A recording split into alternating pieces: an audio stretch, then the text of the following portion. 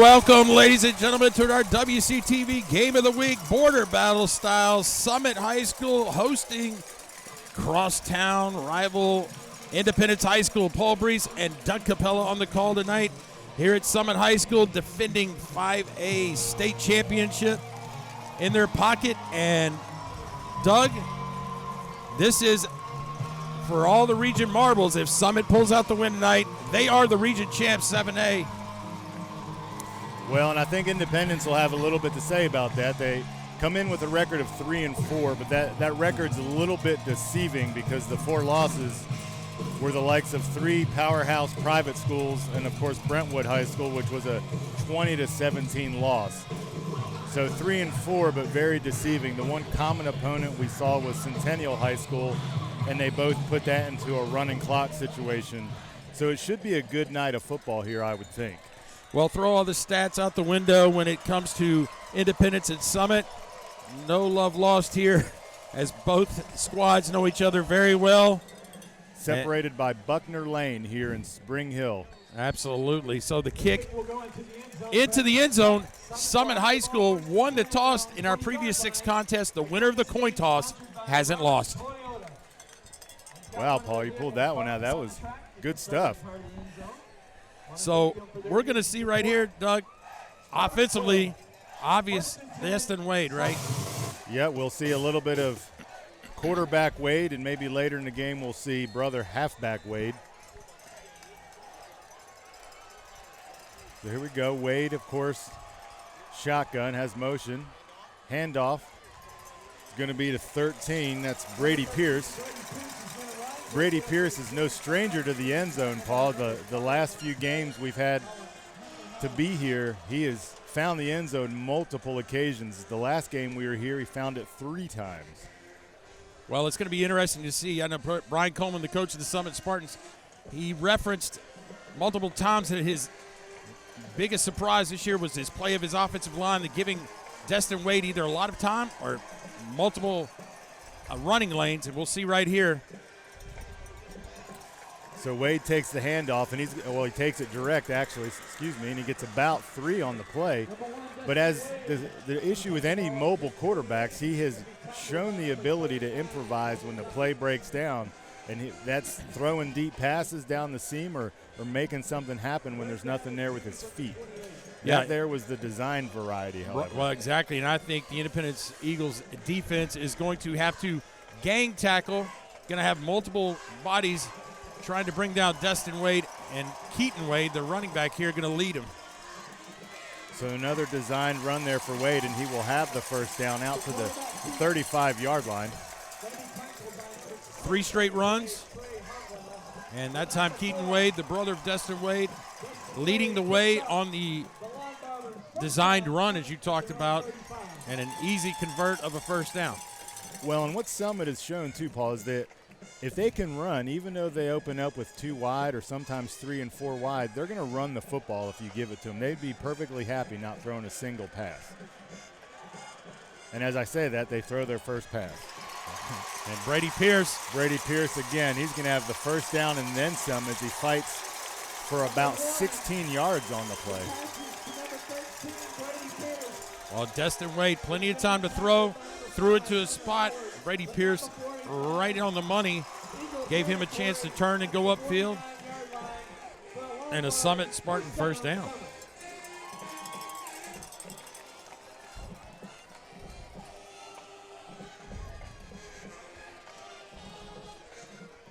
So here we have first down at about the Independence 49-yard line. Wade in the shotgun. The handoff is going to be to number 2, Dominic Hollis. He's going to be the change of pace back that Summit will use. It's got a little more wiggle to him than the Wade brother that carries the ball. Well, 2nd and 5 right there on the nice carry. And Independence going to have to stop the momentum here to put them in a 3rd down situation. Yeah, Summit's got a nice drive going. They started on about their 25-yard line, and they've driven right up the field. only making third down once. There's Hollis straight up the middle. And they're really giving that line. You mentioned it early on as we started. They've been creating holes for the quarterback and running back, and they are finding lots of room. Well, when your quarterback averages almost 15 yards a carry, you go into those offensive line meetings with your position coach, and I mean, he's just spewing out stats left and right, and it's just like, hey, we take a little pride in that. Man, we're not bad. Well, what we saw with Centennial and what we saw with Beach, the two opponents that we had the chance to watch against Summit, is they were able to shut the run down initially. But after getting tired and fatigued, they were able to find some running lanes. But what you're seeing tonight is different than what we saw in the prior two, which Independence is going to have to change things up defensively or get stout up front, or it's not going to go well this evening. Well, we see the jet sweep with Brady Pierce. When a team wins the toss and elects to receive, they're trying to make a statement. And Summit marching down the field and wanting to put 7 on the board to say, hey, this is our house, and we're going to make things happen tonight. So they're going to line up here in a tight formation, 2 wide to the bottom of the screen out of the pistol. Hand off to Hollis, and Hollis almost goes untouched for about 9 yards. Hollis, size-wise, right? You could definitely see Destin Wade out there at 6'4", right? And Hollis just sometimes hides behind those blockers. And a first down carry by number 2, Hollis. You have to wonder here, Paul, if they're going to take a shot. They're within that range. They're at about the 24-yard line, and it's been a run-heavy drive. 1 pass on the drive up to this point. So you have to wonder if he gets fancy here at some point and takes a shot. So here he goes. Well, he's back. Right in the middle. There's the shot. It's deflected off of a receiver. So that was it. He rolled out, took his shot. The deep route wasn't there. The underneath was there, a little high. I thought, Doug, as you mentioned, to slip it in right there, the pass was a pretty good call. Obviously rolling to his left, Wade had to get his feet set and throw, and I believe that went off Pierce's shoulder pads, so didn't get a chance to really secure that ball, and now we're looking at a 2nd and 10, which has been something we haven't seen this drive. So they got 4 wide here. The handoff goes to Hollis, makes a man miss, and he's out on the left for about, we'll call it 6 until we get a spot. Well, and a shoestring opportunity to make the tackle for a gain of minimal gain of 1 at the most. Independence just misses it, and now a more manageable 3rd and 4 here. And Keaton Wade checks into the game now. Keaton Wade, either he's getting it or he's going to block for his brother right here. I mean, it's not hard to call. Well, I will say he actually went out for a couple passes last week, but I think this is more of what you were going to say. He was the lead blocker on that play. And there goes Destin Wade down to about the 4, and that's going to be an easy first down. Well, let's reference again the offensive line, right? When you're running the ball and just pounding that D-line and linebackers on the next level, it's very disheartening for them because, man, we are almost halfway through this first quarter at a blink of an eye, and they have had no break. So it'll be interesting to see here if Summit does score, in fact, what Independence answers back with on offense, because their offense also can put some points on the board. Well, and a tremendous job of stretching that play. Keaton Wade on the carry, and well, and that's where Hollis and Wade are going to be a little bit different. You can stretch Hollis out, and he's going to have the speed to hit the perimeter and maybe make a move. Wade, on the other hand, is a bigger back. You want him going north and south. And so, like to your point, they stretched him out, and he just did not have the ability to get that upfield. Obviously, he's got the ability to make a man miss, but he couldn't make the other 2 guys. So, jet sweep keeper with Destin Wade. and he's about a yard past the original line of scrimmage, so a gain of about 6 down to the 3. Yeah, and there is no doubt in my mind, Doug, that this is 4-down territory, even if they don't get it in, which... Well, and it's a little harder here when you get this close to the end zone because Independence can stack the box, as they might say, and play the run because you don't have that much field behind you. And so this actually might benefit Independence here to attempt to stuff the run. But right now, Wade has an empty backfield. Takes the snap, another designed run, and he did not get touched until about 2 yards into the end zone. So touchdown Summit there, and they get on the board, I would say, early, but they've actually got through half of the first quarter, a little bit more than half, at the 4-minute and 33-second mark. So let's recap that drive. Run, run, run, run, run. Hey, we'll throw it once. Incomplete. Run, run, run. Incomplete pass. Run, run. Touchdown. A basically 7.5-minute drive right there. 80 yards. And Summit. There's a flag on the field already. That's probably going to be your delay of game variety. Well, let's just say, Doug, I don't want to correct you. That was actually the holder's towel. There you go. Which was of a yellowish version. So no flag on the play there. The kick is good. Well, see, they're going to bring all 3 receivers to the right here, and you're going to see the right guard pull right here. He's going to look for somebody. He's like, whoa, I don't really have anybody. And hard enough, right, to bring down Destin Wade with a leading blocker coming, but everybody was tied up. Easy score, Summit. And now we're going to get to see Independence quarterback Joe Cummings, see what he's got to say, the senior. Well, and they're going to want to do something here on offense, right? You can't have a 7.5-minute drive that just wears your defense down, only to put them back on the field, especially when that was a run-heavy drive, right? That's kind of a statement drive to open the game. So if they go 3 and out here, they're going to put their defense in a precarious position against a team that's so far been able to run the ball when and how they wanted to. Well, and I think Coach Scott Blaze for Independence is going to throw out the kitchen sink, the freezer, the washer and dryer.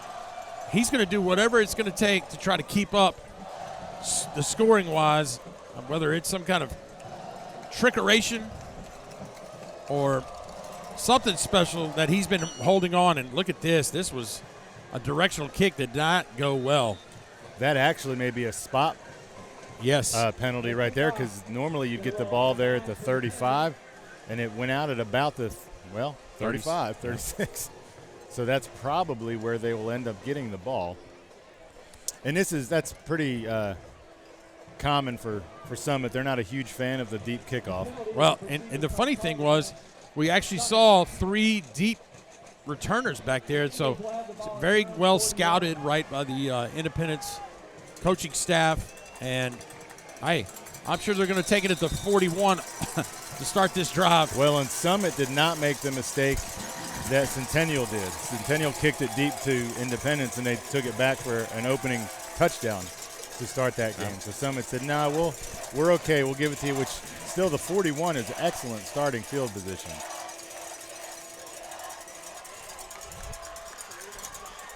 That's Trey Hartwell, the running back. So Trey Hartwell, strong run to the outside. You know, we've done, I believe, 2 Independence High School games, and one, Hartwell, pretty involved. The second one, didn't see much of him, so we'll see how much Trey Hartwell, number 6 for Independence, the running back, plays in this game. Well, and a guy you have to look out for, too, is Katina on the outside, the receiver. I believe number 7.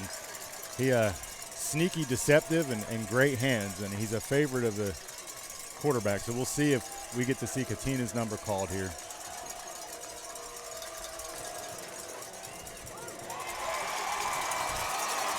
Wow.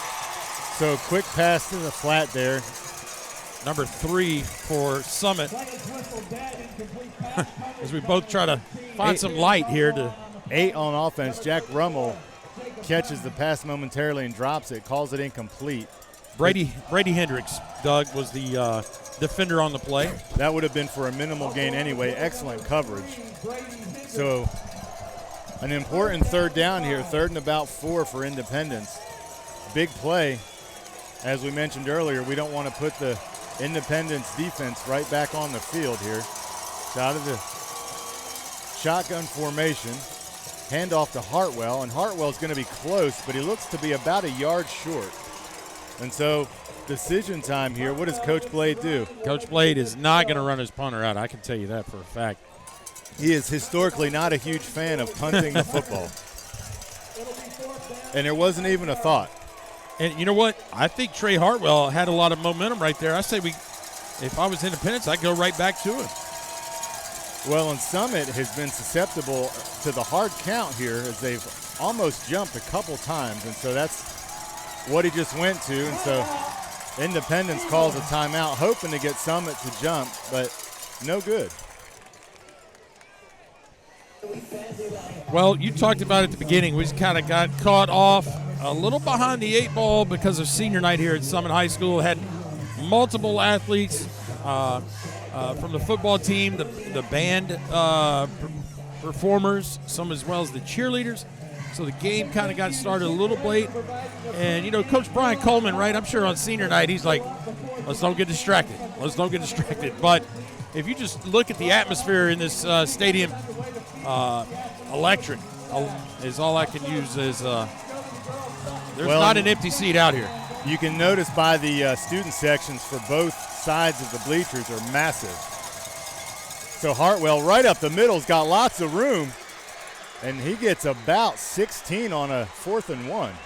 And I think Hartwell, he's running hungry, it looks like. Yeah, absolutely. He's got a little giddy up in his step there. He's like, hey, Kentucky, why don't you watch this too, right? Absolutely. And, hey, I say they go right back to him. Paul, you may have the coach's ear here as they do exactly that. They go back to Hartwell. And so almost in mirror image, it's been run, run, run, pass, run, run. And Hartwell has been exclusively featured on this drive. Well, if you look at the Summit defense right here, it's a 3 down lineman and basically, you know, kind of a 5-2 setup. And they So there's Tucatina on the outside, and he's going to have the first down. And so Joe Cummins, unlike Wade, is tall and strong, but he's not your running quarterback. He's a pocket passer. He's got a great, strong arm. We saw him, the arm strength, with a couple 50-plus yard throws in one of the games that we watched. So he definitely has the caliber to go deep. But so far we've only seen short out routes. Well, which has been successful. They've converted a couple first downs. So Cummins in the shotgun here. Got motion, but it's going to be to Hartwell, and Hartwell's going to be stacked up at the line of scrimmage for no gain on the play. So we're on the 20-yard line, and I think, as you said, this is touchdown or bust, Paul. I believe you're right. I don't think a field goal makes a difference in tonight's game. Different opponent? Sure. So again, out of the shotgun, got 4 wide. Cummins back to pass, thrown to the outside, made the catch, but is hit hard. Woo! So Jack Rummel on the catch, and he got delivered by Brady Pierce. Yeah. I mean, face mask right in the sternum. Textbook tackle. Head was up. And nice job by the receiver for Indy to hang on to that Yeah, pass. Rummel did a heck of a job. Knew the hit was coming, but held on to the ball and got the first down, and we are inside the 10-yard line, so he will have 4 downs here to get a touchdown. No possibility of a first down. On about the, we'll call it 8.5-yard line. Cummins still in the shotgun. Got a 3 wide set.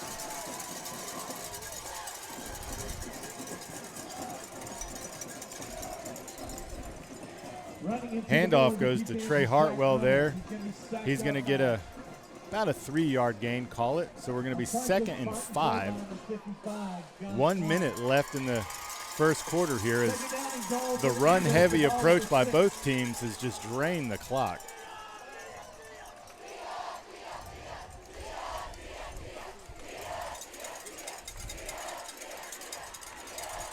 Cummins waits for the call, has it, is in shotgun, 3 wide. Hartwell in the backfield. Play goes to Hartfield. Meet Keaton Wade. Keaton Wade coming hard off the edge and gave Hartwell no time to get it in second gear right there. No, Keaton Wade comes in what looks to be almost unblocked off the edge and quickly greets his neighbor on the other side of Buckner Road. All important third down here, third and about 5. Cummins back to pass, scans the field. A little tall for his receiver there, number 4, Ty Lockwood. So here's where we thought we would be, 4th and 5. Doug, nowhere to be found. Nowhere to be found. And Ty Lockwood would probably have been my number 1 option right there. The big tight end / slot receiver / I mean, what a target. It was open there. He was not covered on that play. No, just Cummins was a little high there, and the zip on the ball. It's hard to make an adjustment with that thing coming in there like that, but he was definitely open. Doug Capella, I'm calling same play. We're going right back to Lockwood. Scans the field to the right. Katina in the end zone. Nice. Actually, I believe number 7. Is that Katina? Katina, that's right. Yeah. River Katina, 2 catches on this drive. And so I think he scanned the field to the right immediately, said, no thank you, Paul Breece. I'm going to go with River Katina here. And he hits him in the end zone for a touchdown. So after 1, pending the extra point here, we may have a tie ball game heading into the second quarter.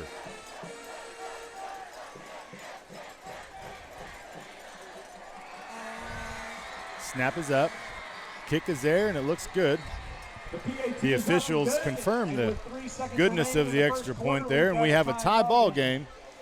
So really after 1, it's going to be 7-7, and both offenses did what they wanted to do. A couple 4th down conversions there for Independence, both 4th and manageable. You had a 4th and 1 that Hartwell converted. And then you had a 4th and 5 there, the touchdown.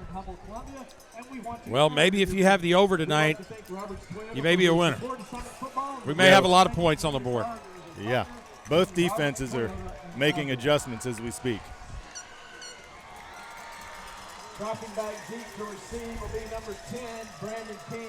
Also so we'll see the special team strategy of Independence here. It's always interesting to see how they try to outsmart, whether they onside, pooch, deep kick it out of bounds. This is heading to the end zone. He's already done it once.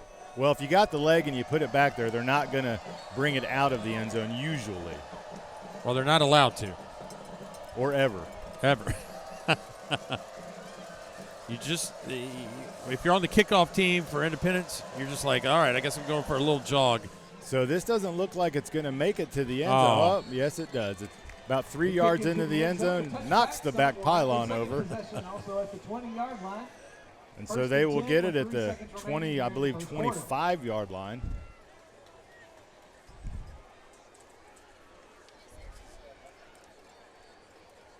Correction, make that 20-yard line.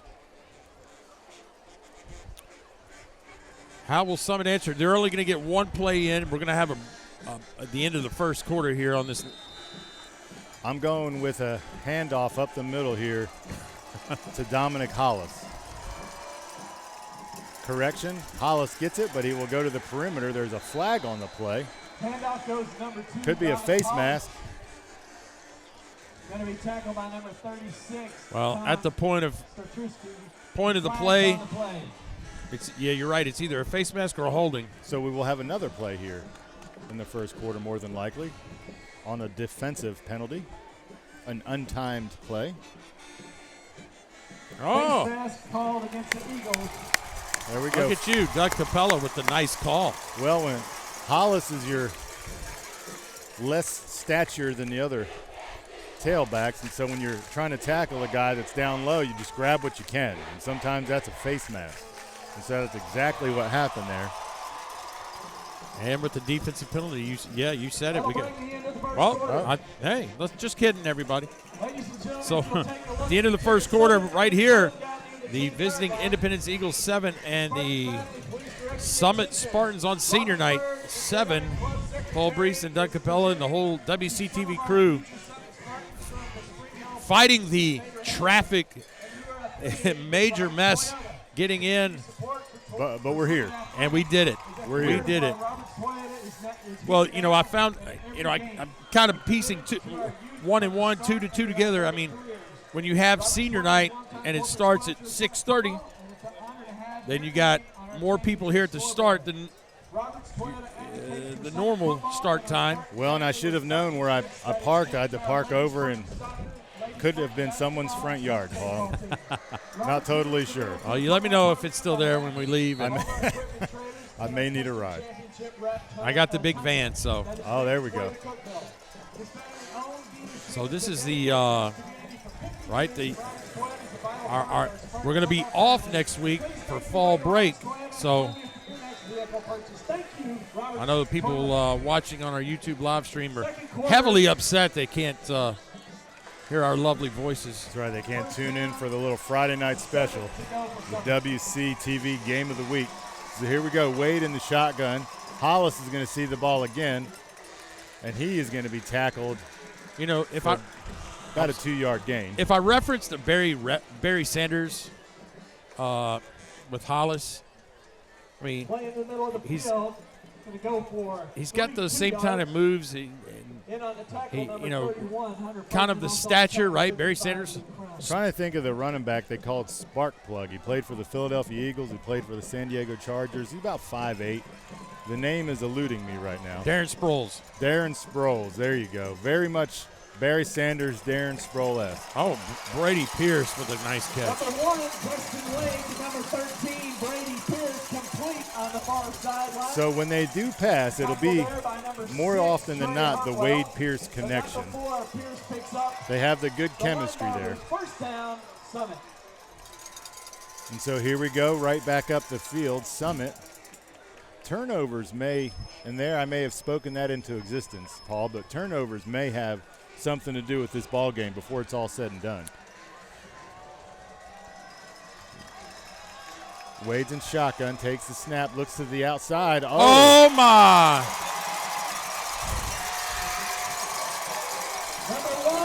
So Wade hits Austin Harvey there. And Coach, I almost did speak that one into existence. You absolutely almost did. He had an underneath slant route. Cornerback crashed hard and was within fingertips. We're going to check out, I believe, the man in motion, Brandon King. He's going to drop down. And then there's the underneath almost. Slant. Yep. Good job for Harvey to the concentration to reel it in. Destin Wade, how about that? I put a little zip on that one. Absolutely. That was spinning a little extra. So the first drive was run, run, run. Now we have run, pass, pass.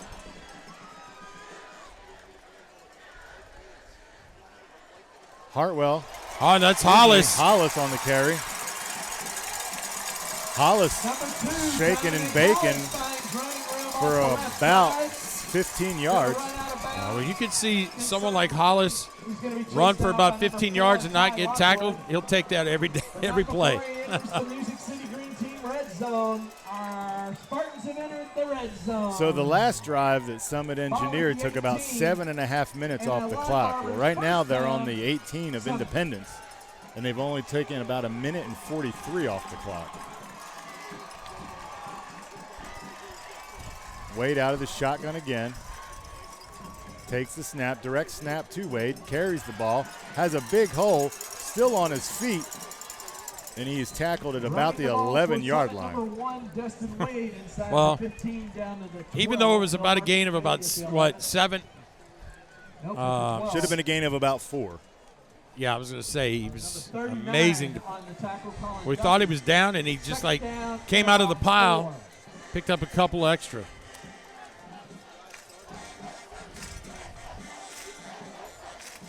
So the tempo on this drive is not the same as the first. kind of have a mush huddle going on where about 7 people are in it, 4 are not. So the play comes in. Wade out of the shotgun, 2 receivers up top. Oh, wide open in the middle of the Wide field. open in the middle, tipped and caught, however, for a touchdown. It's going to be Tanner Shake. Number 14, Tanner Shake, rattle and roll. Tanner Shake, first of all, Converted offensive lineman is what it looked like. But wide open. Number 2, well, we'll explain right here. The swinging gate, I'm a big fan of it. One of the favorite plays in this is when the dinosaurs invented football, this was the first play they drew up, the swinging gate.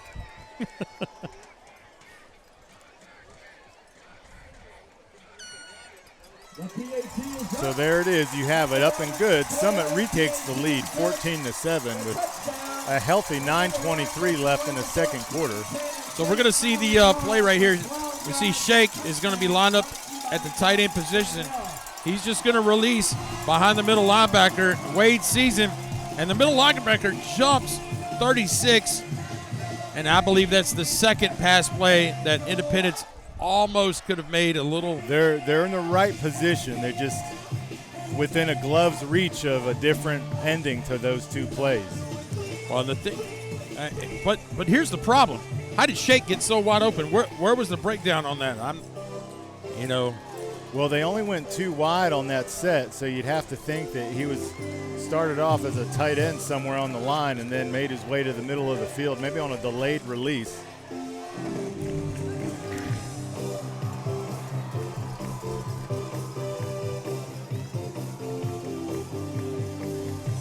So good for Tanner Shake, the senior, on senior night, reeling in the touchdown pass. Every time I hear the word shake, rattlesnake shake. Shake and bake. Shake and bake, sure. I'm sure there's a lot of references we could use. Steak and shake. Chocolate shake. Oh, this one is going to be returnable. Well, he puts it on the ground, 26, making something of it, finds a seam up the middle. Wow, Paul, he was about a yard away from making some noise on that one. Well, the last time Summit tried that pooch kick, they kicked it out of bounds. Independence got the ball at the 41. This time they tried it. Only about a few yards difference. Going to start about the 37. So Braden Needham fielded the kick, the sophomore, and he was about 1 man away from seeing a lot of field in front of him. Yeah, how about a sophomore looking up and going, oh, wait, it's coming to me. It's a nervous feeling. So here we are, Cummins in the shotgun. Last drive was Hartwell heavy. This time he goes right out to, looks to be Katina again. About a 5-yard gain. Good for Cummings to realize that Katina is going to find a way to get open briefly. And it seems to me, I don't know if you know this or if you noticed that Keaton Wade, number 7, the outside linebacker for Summit, they have gone away from wherever he's standing. So you have to wonder, too, here, if they're going to eventually set up Katina on a double move. Uh-oh, and there's a loose ball. No, called it dead. So Katina is primarily running out route tonight, but he's ran the deep ball a few times. And so you have to wonder if these are setup plays for later this evening. 45-yard line, 3rd down. So we have a 3rd and short, about 1.5 to 2 to gain here. You'd have to think this is going to be Hartwell.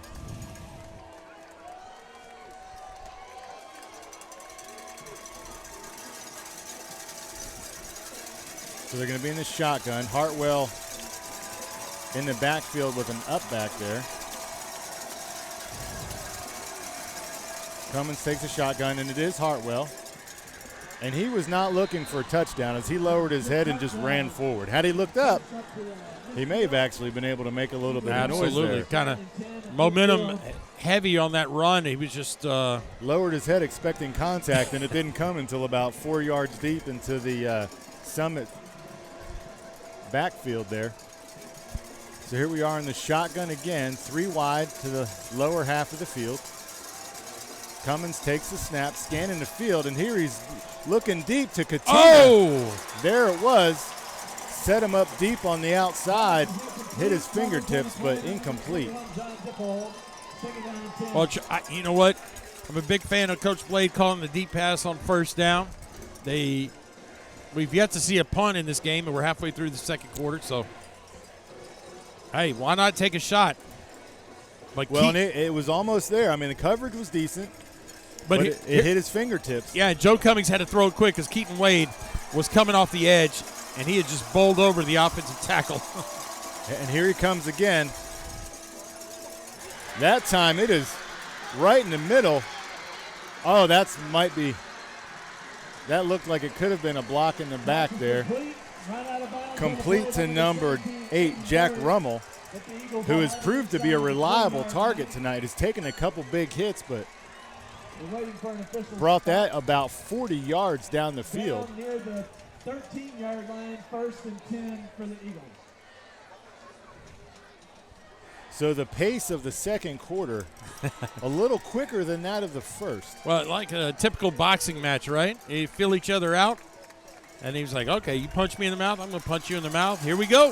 Both first drives run heavy. Both second drives more pass. Cummins looks, sets the throw, and just gets rid of it. Oh, and a double late flag.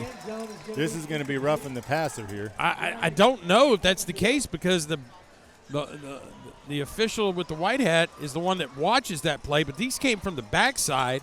2 different flags down here, so Yep. it'll be interesting to see the call. I got to think defensive holding. Oh, an eligible receiver downfield. How about that? All of us wrong here. Wow, we are. In my world happens often, Paul. No comment from the in the comment section of the live stream. Penalty is 5 yards. So that's. Well, so it looked to be a design run initially. Yep. And I was like, wow, they're going to run Cummins here. And then he stepped back to pass, and I think that's when you got a man downfield. Cummins probably didn't see anything open worth running at besides a throw, and you get a lineman downfield when that happens. So an interesting decline of penalty right there, going to make it 2nd and 10. Cummins back to throw again, goes high. Pass into the end zone, incomplete, intended for number 4, Lockwood. So the last 2 throws, one was nowhere. I think you're just getting rid of it, and that one was definitely high. So here we have a 3rd and about, well, we have 3rd and 10, and I guess it's possible here to get a first down, but it'll be awfully close. I think if they make a first down, it'll also be a touchdown. That's how close it is here. So we have Hartwell in the backfield, 4 wide, Cummins in the shotgun. And then we have a timeout. Absolutely. I think Coach Blade is like, well, okay, we're 3rd and 10 on the 11. We're down by 7. Hey, this is an important play. Maybe we should let's talk about it. Let's think about it here. 14-7. So 14-7, 7:09 in the second quarter, in a fast-paced first quarter. As we are here at Summit High School, Paul Breece and Doug Capella with you tonight in a October beautiful night as we're still in shorts and short sleeve. Always a fan of that. Yeah, there have been years where we've had to bundle up even in October. So in other district news, had a chance to catch a couple high school volleyball games in a district tournament and saw the Nolensville Lady Knights dominate the 2 opening rounds. Brentwood, 8-time champion, goes out in the first round in 3 sets, and Nolensville High School for an encore the second night in a row downs Ravenwood in 3 sets. The number 1 seed. Congrats to the Lady Knights as they head into district play next week. Oh, and over Cummins the shot deep there out of the end zone. 4th down. Yeah. So I would think you got to get something right here.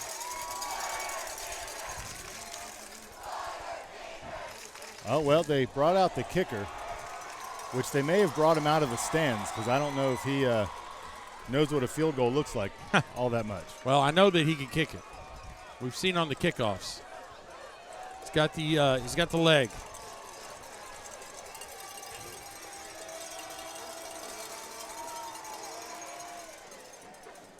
It's up. Oh! And it is no good. Wide right. So unfortunate for Independence, they drive all the way down the field only to stall on the 10-yard line.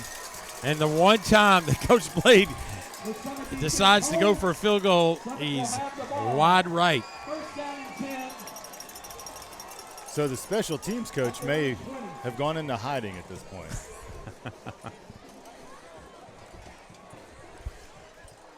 So here we go. Summit is 2 for 2 on their drives, both scoring drives to put up 14 points.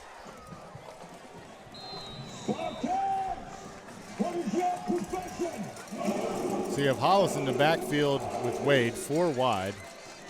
You'd have to think it's going to be something to Hollis here.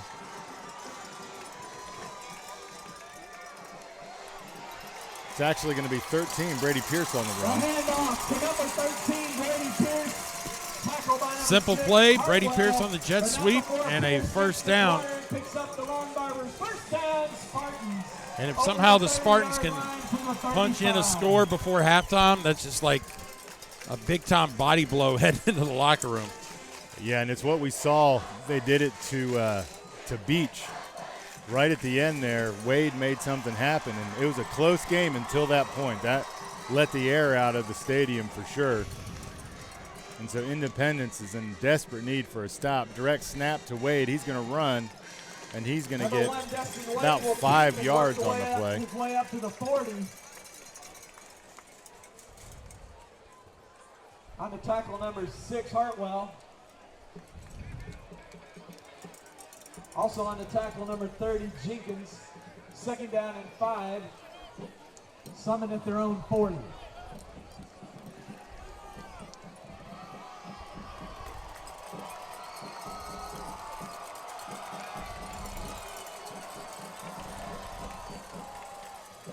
Wade going to keep it himself. He's got a little bit of room, but more importantly, he's got a first down. So Wade's quietly adding up yardage here tonight. 5, 7, 10 yards every time he touches the ball. Just a little short of his 14.7 yards per carry, but he'll make up for that, I'm sure. I'm sure there's going to be a breakaway here. So his brother Keaton Wade lines up wide to the far side of the field. Empty backfield here for Destin Wade in shotgun. Takes the snap, designed run. He's got a hole, and he's got about 10 yards. Destin Wade crosses midfield, crosses the 45. Well, that is just an example offensively for Summit where they could go Brady Pierce wide left, Keaton Wade wide right, and Destin Wade has got everything between the tackles, and pick your poison.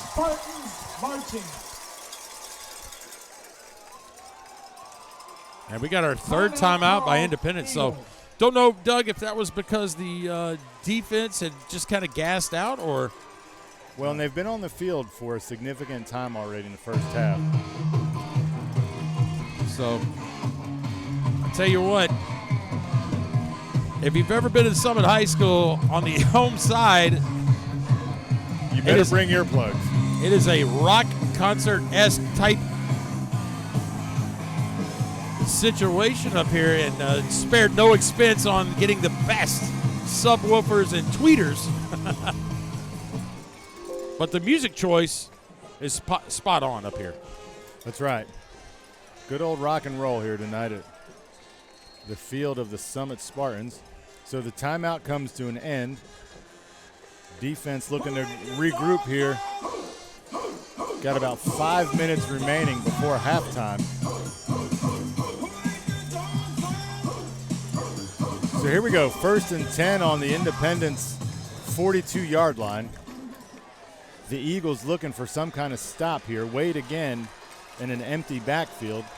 last two were direct snaps to Wade. Make that a fake direct snap. He's looking long down the field for his receiver, Pierce. Uh-oh, wait a minute.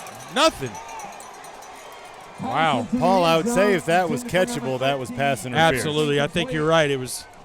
Ball was headed a little too wide left and going to be out of play for Pierce to reel that in. That's a good no call by the officials there. I'm kind of glad he didn't throw the flag because that ball was easily 6 yards out of the end zone and out of bounds.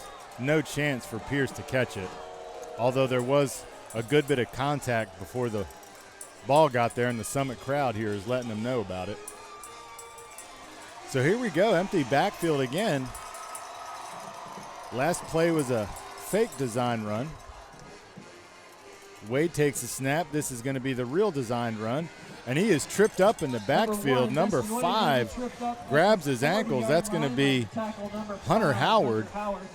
Wisely goes low and gets Wade in the backfield before he can get his momentum going. So we're going to have a 3rd and long here. 3rd and looks to be about 8. So far, 3rd downs have been a bit of a formality tonight, Paul, regardless of distance. Yeah, I believe so. You know, it seems like they've gotten to a 3rd down situation because of a pretty, play on defense that kind of put them in a bad spot. But obviously the conversion rate is just very high on 3rd down. Wade goes across the middle to number 10, Peyton. Correction. Brandon King on the catch. So he runs just long enough to get the 1st down.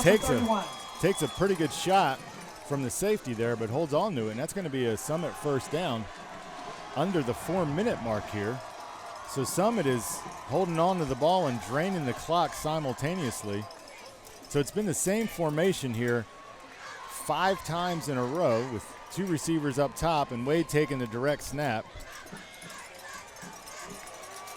Number 1, Dustin Wade, running strong across the 25 inside.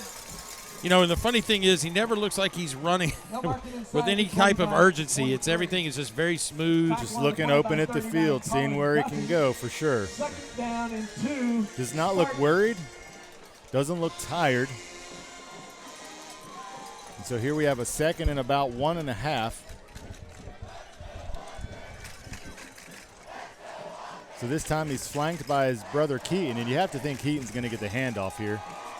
Short yardage to go. He does get the handoff up the middle. Handoff inside, and he's going to have a 1st down at about the 16-yard line. The 20 to the 16.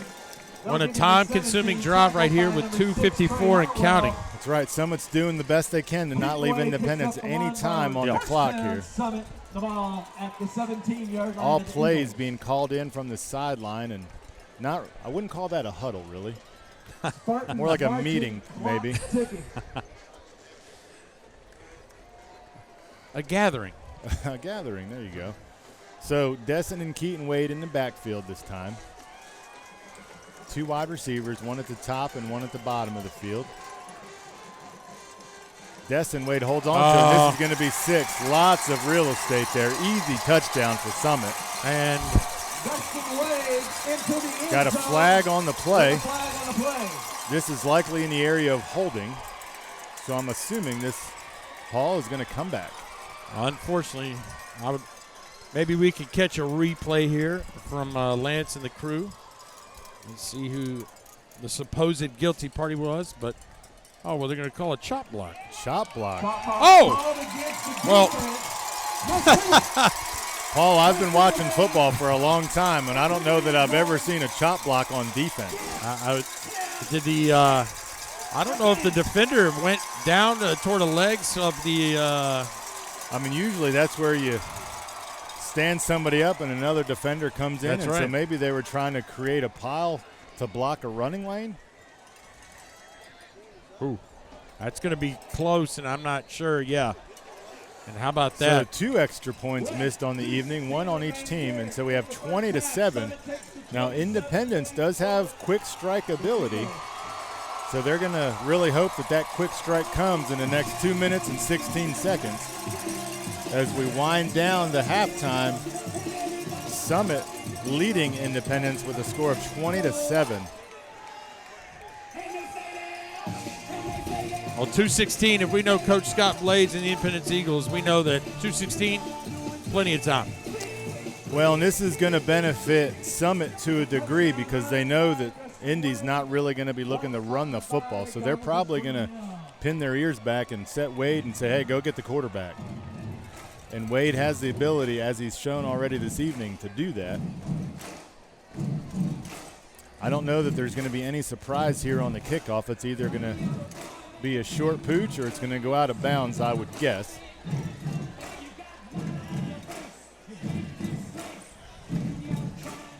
So the penalty looks like it's enforced on the kickoff because the touchdown was good. So well, I guess the kickoff is all, the penalty is mute. I mean, I would think Summit is going to kick it in the end zone. Or is this a chance that Brian Coleman goes for an onside kick? Yeah. Right, exactly. I mean, because either way, you're going to give them about the same field position, whether they pooch it or onsides it if they recover. And so I would guess he may go a little bit deeper here just to drive Independence back. But well, the way the kicker is just like basically 9 yards and a head start running full steam.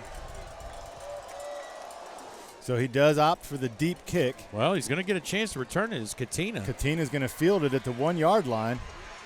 And so different kick, same result, right about the 30-yard line or 25-yard line. So 2:10 here for the Eagles. And what I can only guess is going to be, well, I would think it would be pass heavy, but if they get into a 3rd and long here, do they run it and try to get some time off the clock? Cummins in the shotgun, 4 wide. Wade a quick pass to Katina on the outside. Katina strung up there after about a gain of 7. I would imagine that Independence is going to go with what we call the NASCAR, or the no-huddle, hurry-up offense. Well, the problem for that is, remember, Independence is out of timeouts. That's right, all 3 timeouts used. And so they're going to have to use a variety of quick passes and spikes to get the clock to be in their favor. Another quick pass to the outside. Wow. Number 8 there, Jack Rummel, really trying to stand out tonight, turns on the jets and manages to get out of bounds. What is not even a I mean, basically the play drawn up was just basically a 3-yard pass. 3-yard pass that he turned into about 25 yards. And so Rummel, well, they call him out at the 50. So here we have it. Independence at about the 49-yard line, 4 wide. Cummins gets the low snap, looking up top. A little bit too long there for River Katina on the outside. Well, I had to take a shot, and I think with 2nd and 10, maybe the Cummings and goes back to the short passes and maybe get some yards after catch.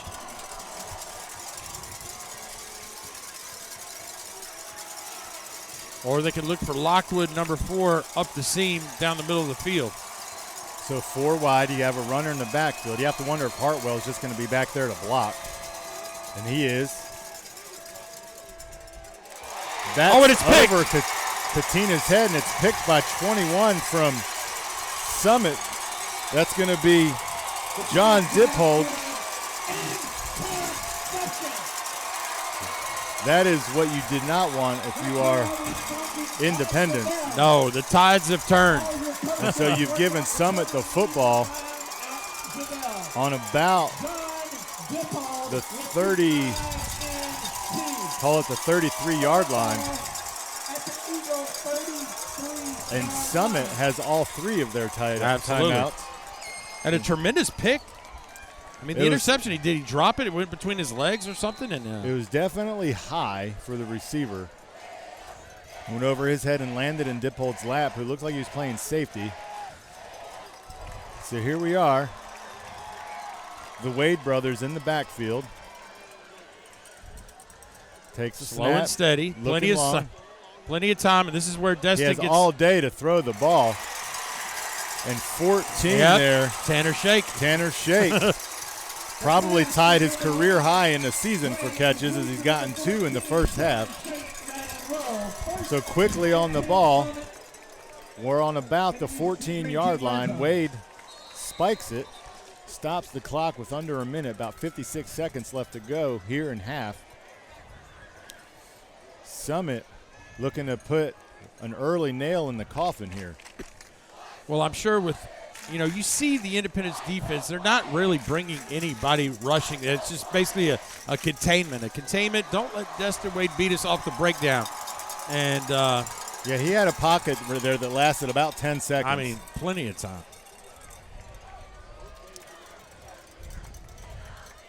Wade takes the snap, hands it off to his brother, Keaton. Keaton turns the corner. Did he get out of bounds? Waiting to see what the official does here. Yep. So out of bounds. It's going to be. Well, they're going to call timeout. I think it's Coach. There we go. Timeout. And they're going to be the ball spotted about the 5-yard line, Doug. Third and about a yard and a half here. And I'll be honest with you, Doug. How many times have we seen Summit? 3. I think we all know what's coming. I think Coach Blade over at Independence knows what's coming. But how can you stop it? That's the question. Well, and sometimes you have different packages in, but even down here close to the goal, they've stuck with their 3-man front as opposed to going with some kind of goal line formation. And so it's interesting to see if they change it up here a little bit. But I guess you just go with what you know.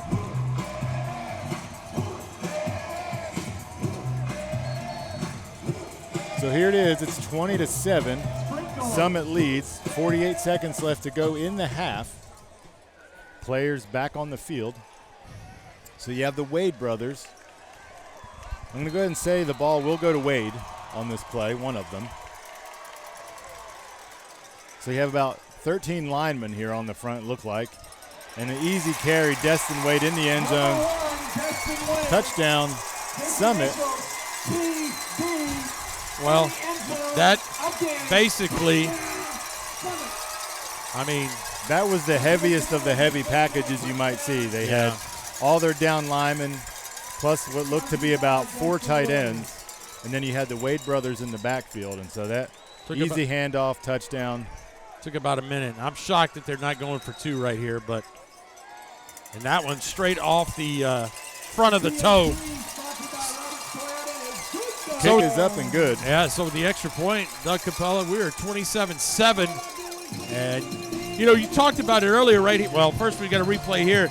Obviously it's not rocket science when you got Destin Wade back there. But, you talked about it previously when you were here with Summit at Beach. There was a little momentum with Beach, right? They felt like they were in this game, and then wham! There was an interception. And their interception before the half, and Summit came down and scored. And you could just see it was like, because it was back and forth, and then Summit just put a dagger in there with that touchdown before half, and they had put one dagger in here, and then they just added another. It's 27-7 at half. You have to wonder if Blade's going to go into the locker room at 27-7 or if he's going to try to make something happen here. No timeouts, 44 seconds left to go. I got to think that a return of any sort would have something to do with what Blade's going to call on offense. But if I were a betting man, I would say that Summit's probably just going to kick it out of bounds here. May as well. They're set up for a short kick for sure. Well, look at that. Well, he kicks it deep, fielded at about the 8-yard line. And the 25-yard line seems to be the magic starting spot for Independence. But this may be the worst starting field position they've had, right? at the 25-yard line. off a kickoff. We'll have it 1st and 10 at their own 25. So we have about 37 seconds here. The first play here is going to give us a clue as to what Coach Blade is thinking going in the end zone. So Cummins is in the shotgun, 4 wide. Hartwell in the backfield. Handoffs to Hartwell. He's got a little bit of room. Could not split the defenders there. He's going to have close to a first down. Out of timeouts is Independence, so from our vantage point, I don't think there's any kind of sense of urgency by Independence to. No, the clock, play clock's not even running, and so I don't know that they're going to call a play here. So they call it. Hartwell has the handoff up the middle, has the first, and also has halftime. Well, theoretically, the clock was going to stop for the first down, so they're going to wind it to play. So at halftime, on senior night here at Summit High School, the Spartans, defending 5A state champion, lead the Independence Eagles 27-7. Paul Breece and Doug Capella will be back for the second half after this.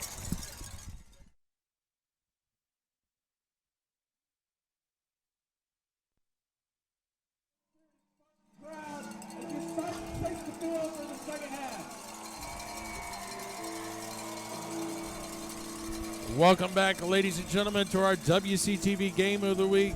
We're here at Summit High School. Paul Breece, Doug Capella. It is 27-7. And what was at one time a little back and forth, and then Doug. A little bit of misfortune, right? A little bit of misfortune. The turnover, and you talked about how a turnover could play a factor in this game. Well, and it played a factor, but I was thinking that Independence would have to be the beneficiary of some form of turnover, and that's not what we saw. Independence gets the second half kickoff here, and Katina, the return man, again, is close to the all too familiar 25-yard line. And so Independence is definitely going to look for a reversal of fortune here, as it's 27-7. And so you wouldn't want to think they had to get too far away from their game plan. However, they've been unable to stop the Summit offense.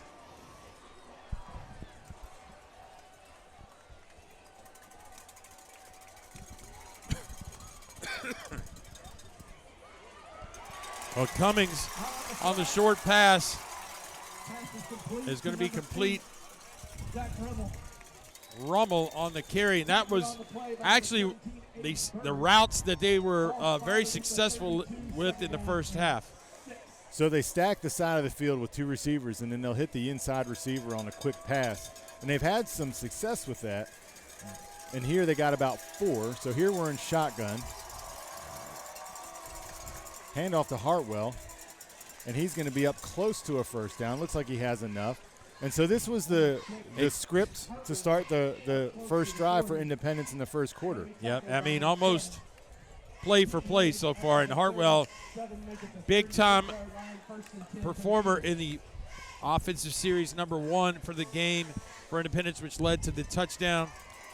Will we see another heavy dose of number 6 right here, just to use a little bit of the clock, keep that Summit offense off the field, and try to cut this game in a respectable mode. So we're in 4 wide, Hartwell in the backfield. Quick pass again to the outside over Katina's head. And Summit was breaking fast, so I don't know that that was going to be for positive yards if it was caught. Probably better off to let that one drift outside. Well, that's your DB over there, number 2 / running back, Hollis. He was very quick to get up there. I think he's like, fool me once, shame on me, fool me twice. I'm going to get you. Well, and he's giving him about a 10-yard cushion, but when you're throwing it almost the length of the field that way, that's plenty of time to get there. So Hartwell gets the carry there for a gain of about 2. So we're going to have our first 3rd and long here for Independence. And you'd have to think that punt maybe not in the playbook here anymore. Well, you're outside the 40. You feel like it's a 4-down territory for sure. So you don't want to rule out the Eagles, coached by Coach Blade. I'm sure they tried to figure some things out on defense in the locker room. But the first point of emphasis here is going to be figuring out this 3rd and 8 to keep the offense on the field. So we have motion. It's going to be what we would call a underneath screen there. Helmet on the field, off. Nobody hurt on the play, though. Loose chin strap on that one. Absolutely. So here's a 4th down scenario here where Independence has already converted, right? Except, down. Their touchdown drive, they had two 4th down conversions. And then they had one down here that stalled out. They had a 4th and 10 that stalled out, and then they missed or the 3rd and 10 rather, and they missed the field goal. That's right. You're right. So here you have an up back, and you have Hartwell in the backfield. So this has all the ingredients of a run straight up the middle. Oh, going to be close. He's going to be short. That's going to be a turnover on downs. He's going to be about a yard short. Hit immediately there by the Summit defense. Number 20, Slo-mo wait for the mark. So here we have a turnover on downs. The worst case scenario, other than a turnover, but a turnover on downs of sorts, right? So now you're giving Summit the ball on the Independence side of the field. Well, and if Independence doesn't figure out how to stop this offense, it doesn't matter, right? They're just going to, even if they score and they can't stop the Summit offense, it doesn't matter. So they're going to have to come out here and get a quick stop to prevent what could be just the wheels off the wagon here. Nice open field tackle on Hollis. Tackle on the play is going to be by number 24, Ryan Holloway. 23, Tony. Check that 23. So we're starting to see a little more pink on the uniforms, Paul, which is not in the school colors, but it is in honor, I'm assuming, of Breast Cancer Awareness Month, which is October. So here we go, 2nd and 10, no gain on 1st down. Wade is in the shotgun, fakes the handoff to Hollis, and he is gripped immediately, but breaks the tackle. Still in bounds, breaks another tackle. I mean, Paul, that's just all athletic ability there by Wade. He was wrapped up immediately in the backfield, and then he broke about what looked to be 4 tackles down the sideline, stayed in bounds. different kind of strength on Destin Wade. Arm tackle, you can't stop me. And so what should have been a loss of maybe 1. And those are the game differences that Wade makes that makes it very difficult. And Independence has just got to scratch their head on that. They had him in the backfield. Here, Wade, again, I could read a novel while he's in the pocket. So that's incomplete in the end zone. Pass into the end zone. And you said it. They're really not applying pressure on passing downs. They're content with coverage because he had all day to make up his mind and decide where he wanted to go with the football. I mean, we could have got a 30-second commercial in right there from somebody. Yeah. So here it is, 2nd and 10. Hollis in the backfield. Too tight, too wide. Handoff is to Hollis. He's got some wiggle room. The handoff goes to number 2, Dominic Hollis. Looks like he is going to be close to a first down, but potentially a little short. No pun intended there, Paul. Well, Hollis definitely has a knack of finding the slight open crease and then following his blockers. So we're 3rd and less than 1 here. Well, this is interesting. Keaton Wade not making an appearance on 3rd and 1. Hollis still in the game here. Hollis still in the game, but definitely heavy up front. Indy defense making some adjustments. The handoff goes to Pierce, who finds some space, and he's going to be down at about the 1-yard line. So all of that beef up front to run motion with the wide receiver. Again, as we mentioned in the first half, head coach Brian Coleman and Summit from Summit has really praised his offensive line play the last few weeks. Well, and well-deserved, right? I mean, tonight they have, as we've mentioned before, they've run down the field however they've wanted. and the pocket around Wade, I mean, one could only hope to have that. I need for my Tennessee Vols to have plenty of time to throw tomorrow. Hollis gets a rare touchdown on the goal line there, and he's in the end zone. And from 2 yards out, he hops, skips, and So this is what we thought potentially could happen, right? Is that Yeah, I don't know if you recognized it, Doug, but before the play started, Hollis turned to the sidelines and he tapped his chest like, can I get some love right here? And sure enough, he got it. And the extra point. And that's a much better kick. well, and to your point there, they've checked in the Wade brothers on those short yardage situations, but they generally go in untouched. Yeah, and we've seen it. It's just like there's no defensive push. It's almost like the second level of the Independence defense is getting blocked and nowhere near the play, because regardless of the size or stature of the running back, they're not getting touched on these short plays. Well, your new score here halfway through the third quarter, almost 6:58 at 34-7. And our WCTV game of the week, Paul Breece and Doug Capella again on a beautiful Friday night. And here's one reason I do like coming to Summit High School: multiple exits to get out of the school. Yeah, to leave Independence, you got to be Henry Houdini. Or have a flying school bus. So this game is fall break eve here, as Williamson County will be on fall break next week. As we mentioned in the early part of the broadcast, no football next Friday night. They're racing down 30A as we speak. Rommel takes the kickoff there, still on his feet, and going to be driven down by about 7 Summit Spartans. Led by Gruters. So we'll have to see here if Coach Blade changes the strategy at all for Independence, as now they're down by 4 touchdowns, or as Abraham Lincoln might say, 4 scores. How long have you been keeping that one in the Total dad joke right there. Total dad joke. So here we go. Cummins in the shotgun, 4 wide. Takes the snap, looking underneath there, and it is dropped. That's a sure-handed River Katina on the uncommon drop there for Katina on the outside.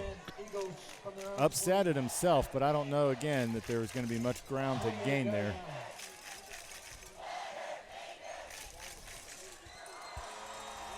Well, unless there's some kind of dramatic finish here, it looks like Summit will move on to 8-0 and win the Battle of Buckner Lane here. Well, that's a good screen pass to Lockwood. Lockwood bumbling and stumbling down to about the 50 for a gain of 22. Good gain there. Independence not ready to go quietly into the cool October night here, going down the field and still playing hard, to the credit of the Independence coaching staff. The ball is spotted at the 50-yard line. So 4 wide has been the set of choice here. 2 receivers up top and at the bottom. Cummins in the shotgun. Handoff is to Hartwell. Hartwell has a little bit of room in the middle and looks to get about 6 on the play. Well, granted, Hartwell, for the majority of his carries, has gotten kind of to the second level with ease and positive yardage. You talked about 6 yards. At the 44, second down and 4. Yeah, it seems to be the only time they've ever really been stopped is on 4th down. Usually they're getting 5 or 6 yards a carry with Hartwell. So you have to wonder if Blade could do it all over again tonight. Would he lean a little bit more on the tailback and eat up some of this clock? So here we are, 4 wide again. Quick pass to Rommel. Rommel makes a man miss. There's a flag on the play. That's going to be holding. Jack Rommel is going to be run out of bounds by number 3, Brady Hendricks. It's going to be holding on number 14. I'm going to take a stab at it as there was only one Independence receiver in the area. Against the Eagles. There it is. The call is unofficial. It'll be 10 yards from the spot of the foul. Repeat the down. You know, when you're a receiver and you're blocking on the outside, you could probably call holding every single time. And so that's a tough call on the Eagles there.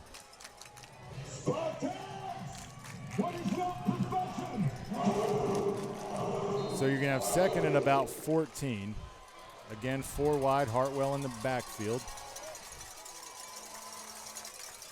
Cummins takes the snap. And Lockwood on the catch. Lockwood getting a majority of that yardage back. 2 nice catches on the play. So here we're going to have another third down, and Independence has had a hard time on third down converting. Third and about 4. And as you said earlier, I don't think fourth down is any question here if they make it to fourth down. Out to Hartwell.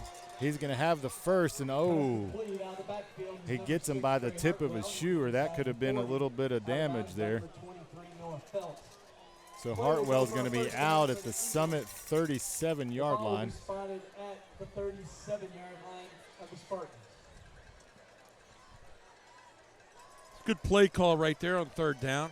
And you know, for a young quarterback, sometimes when you have options, the urge to go deep. So he finds his safety valve there in Hartwell and on the flat and picks up the first.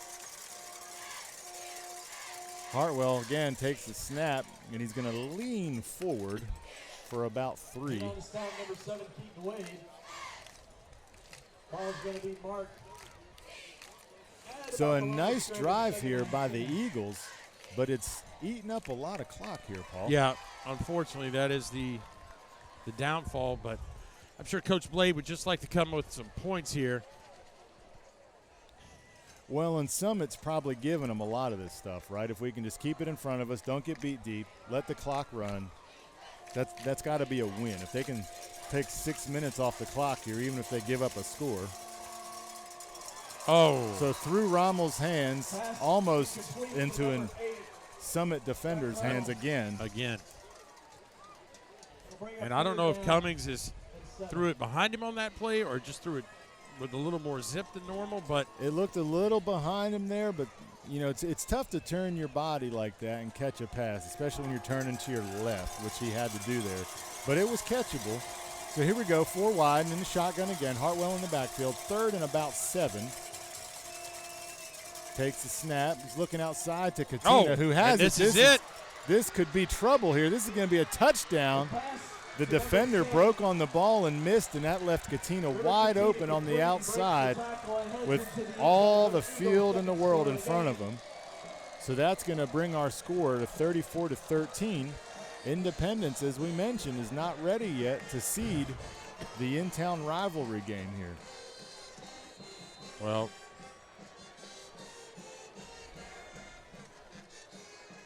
so 3:49 left, but Paul, as we discussed before, that's great that they scored a touchdown, but now they're going to be on defense. And so unless they can figure out a way to stop the Wade brothers, and now Hollis.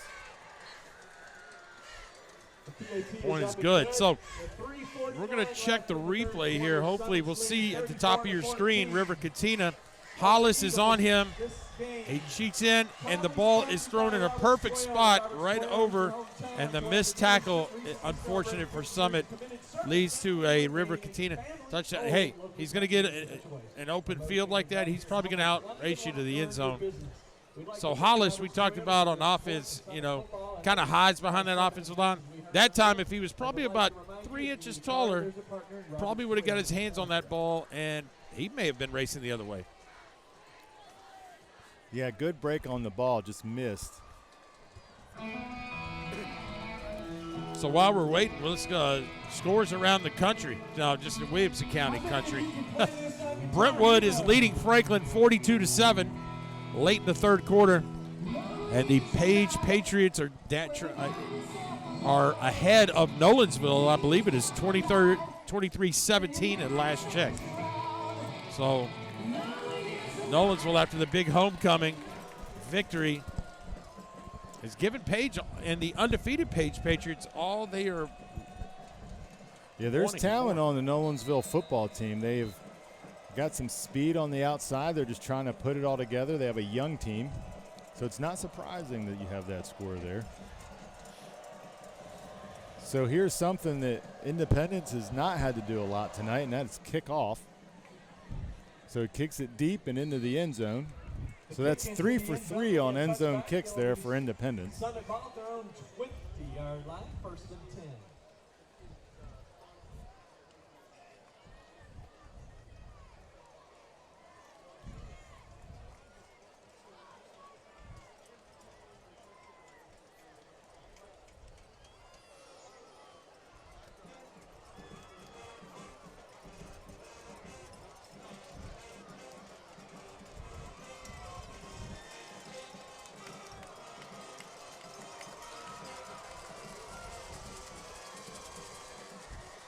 Quick handoff to Hollis. Going to get a good gain of about 6. The handoff to number 2, Dominic Hollis. He'll cross the 25-yard And Dominic Hollis line. been kind of a Tackle on the play about heavy 43. load here in the third quarter. Minus Keaton Wade, who's been a factor on defense, and he's actually on the defensive sideline here in the huddle. On the sideline, trying to get some things covered. So look for Hollis to stay here in the game and get a majority of the carries. Yeah, they're going to look to just run the clock here, I think, up by 3 scores. Well, I say that, and now Wade is going deep. Has his man on the money. Wow! And Brady Pierce just caught a rope for about a gain of Holy mackerel. 60 yards. You know, I don't know if you want to count this pocket present, but he had all day. He had plenty of time for waiting for Pierce to get some separation, and a nice job by the Independence defender right there just to stay with Pierce and make a touchdown-saving tackle. And to Pierce's credit, that's a long ball and a long way to run. He kept him in stride, kept his speed, and made a great catch. So Summit on about the 17-yard line. Handoff is to Hollis. Dances, has his quick feet. He's tripped up after a gain of about 6. Yeah, kind of the same first down carry. Hollis in a cloud of dust. Well, and Independence has 2 things, 2 enemies they're fighting simultaneously. They have this powerful offense of Summit High School, and they have now the clock, which is winding close to the 4th quarter. And there's just not going to be a lot of time left if they score here to catch up 4 touchdowns. Handoff is to Hollis again. And he's brought down hard, and he's going to be about 1.5 yards short. You know, sometimes I wonder, Summit, right, offensively, if Destin Wade goes, you know, I could probably score anytime we want. Let me know when you guys are ready. Well, they have. This is the firepower they've displayed tonight has been impressive. Haven't seen them 2 times before. Beach and Centennial were able to play them tough initially. And so I was thinking Independence coming in here would be able to play them tough, but Summit definitely fired up for this one. And that's going to be another touchdown here to number 10, Brandon King, the senior. So Wade again, I mean, just the play fake held him there, and 10, Brady King was wide open in the end zone. Well, when you rely on the run and the defense has got 8-9 guys in the box, and you can roll out and get behind the secondary, it just makes a very difficult.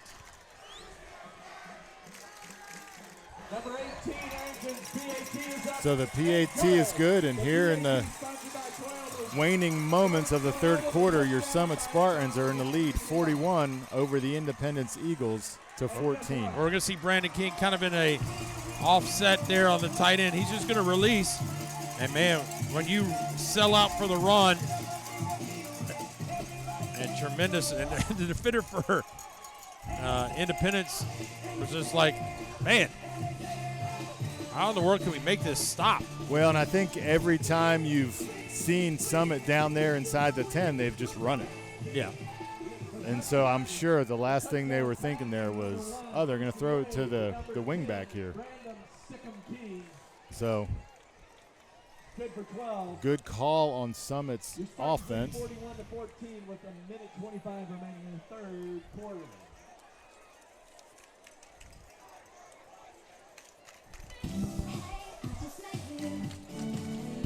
We may have to find a backup kicker for Summit. His leg may be getting tired. Numerous kickoffs here, numerous extra points.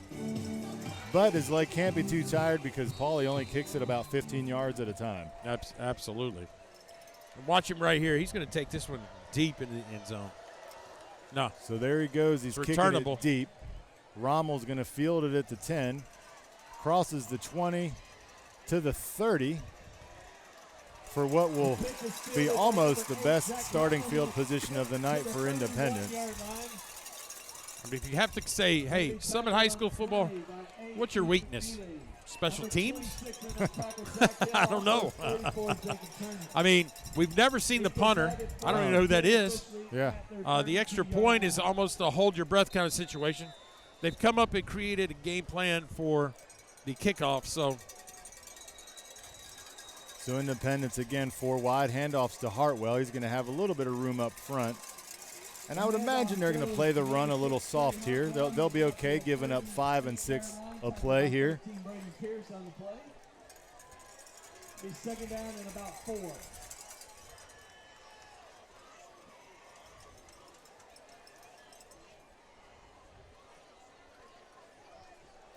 Waning moments of the third quarter, under a minute to play. Cummins in the shotgun, hands it off again to Hartwell, who's looks like he's going to be close up. Yep, the official signals first down. Sure. So they'll have to run another play here in the third quarter. Got a man down for the Spartans. And a player injury timeout called on the play.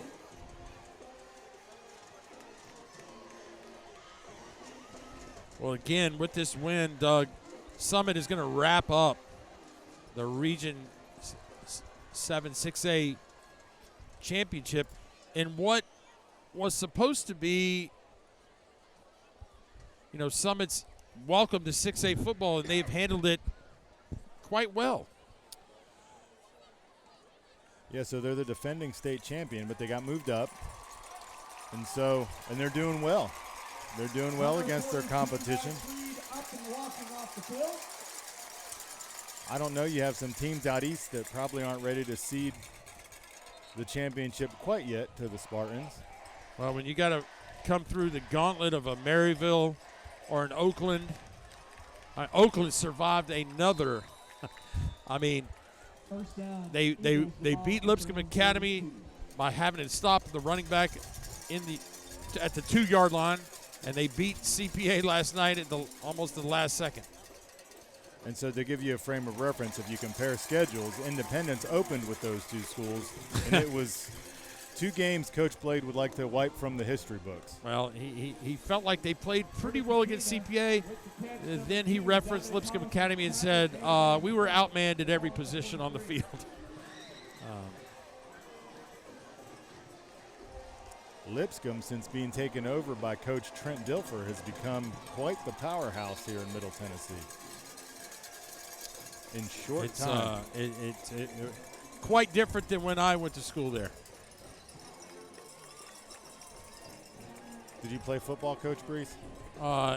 Short stint in middle school, and then I realized I'm going to play on the golf team. So there you go. I believe Lipscomb was a volleyball school. At least that's what my wife would tell me. Now, when I went to school there, we were a girls' basketball powerhouse. But I believe Lipscomb had won a state championship or 2 in football. They have. Just a little bit after my time. Well, so our fourth quarter here, 41-14. Paul Breece and Doug Capella here at Summit High School on senior night, and there has been no one probably going to leave the Spartan field disappointed on a senior night. It has just been a myriad of scores by the Spartans. And, you know, what last year was the game one of our WCTV Game of the Week, and what I would have called probably one of the greatest WCTV games that I've called, where Summit edged Independence at the last second. And I would say what was their closest game all year. Again, they were in two different classifications. And there is a huge hit. Handoff, huge hit. Ball comes loose. And Summit looks like they've fallen on it. Summit does come away with it. Rummel had a little head of steam, and the helmet right on the ball pops out and just goes up in the air. We're going to see it right here off the jet sweep. The bottom of your screen in motion. Gonna hand off, and he's like, hey, I got a little crease here. I'm gone. And helmet on the ball is going to be number 13, Brady Pierce. I mean, that guy, he's Johnny on the spot. Offense, now defense. Yep. Well, and what a year of difference makes, right, Paul? You, to your point, close game last year, and this year, not close. The scores are transposed, 41-14. New running back in the game. I have to get my roster out. A lot of pants are still white. It's going to be number 9, Austin Gruters. What grade is Austin Gruters in? Gruters is a senior. Yeah, senior night. How about that? Gruters saw some playing time against Beach also in our prior WCTV Game of the Week. It'll be interesting to see if Destin Wade and the Summit Spartans have just basically called off the dogs in the passing game. Well, just to give you a reference, you have Pierce here at the bottom of the screen in his pants compared to number 12. It looks like a laundry detergent commercial. Oh, that is a nice. Well, speaking of number 12. So number 12, Graham Schneider, another senior. And I think Destin Wade is just asking Coach, hey, who else is a senior that needs a little love here on senior night? Just pick the bright white pants on the sideline. I'm pretty sure, unless something miraculous changes, that Keaton Wade, his day on offense is probably over. Well, and you have to wonder if his brother is also going to cede the spot to another quarterback here. I mean, we're getting to the point of meaningless playing time here in the game as the game is decided. It's 41-14. There's Brandon King, who caught the touchdown pass earlier on a carry for a gain of 1, also a senior. So second down and 9 for your Spartans at the 30. This is something that the community of Summit, I mean, all the big things they've done in football, but these seniors can always remember, hey, we beat Independence, and we beat them pretty good on our senior night. Well, and when you have a crosstown rival, Paul, those are things, because you'll have them come back years from now, and that's something that they'll talk about and share. And, you know, high school bragging rights are always fun. Well, I'm not sure who was supposed to make the catch right there, but Brandon King and number 12 were both in the same vicinity, and this is going to be a third down right here. So to our previous point, got a little gray in the beard, Paul, but I remember my senior year, we beat Morrisville High School 35-0 in our end-of-year rivalry. Well, you think you can remember a lot of games, but there's always one or two locked in the old think tank when you get to be a certain age, and they stick with you. So number 9 there, Austin Gruters driving his legs there, moving it forward for a first down. But not before he picks up the long barbers. First down, Spartans. Spartans running the clock down here. 9.5 minutes to play in the fourth. Your score 41 Summit, 14 Independence. Both sides have their full allotment of timeouts, but I don't know that any of those will get utilized here as the game is winding down. Summit will remain in the shotgun. Oh. Wade back to pass. He's trying to go deep. to Brady Pierce. Brady Pierce Oh, almost my. brings it in. The pass into the end zone. Well covered there by Yeah. Independence. Incomplete. I believe that's who was on the play right there. 26. He's been involved in a lot of plays 26 is going to be Jack Hill, the senior. for Independence. Or nope. Hold that thought. Hold that roster. That's going to be Braden Needham, the sophomore. And tell you what, he was the young man that made the touchdown-saving tackle on Brady Pierce. He's been locked down on him a lot. Which is a hard task. Absolutely. So not a bad job. We're going to keep it simple. Here comes the bootleg. Oh, wide open. And here is where Wade gets really dangerous. So Wade's scrambling around, still on his feet. Gets tackled at about the 10-yard line. It's going to be close to a first, but it. Pulls it down and runs to the 11-yard Paul, that line. could have been a loss of 25 or, as it turns out, a gain of about 8. Well, here's the funny thing. Brandon King, number 10 for Summit, walks back into the huddle and says, Destin, I was like wide open in the end zone. There was no one near me.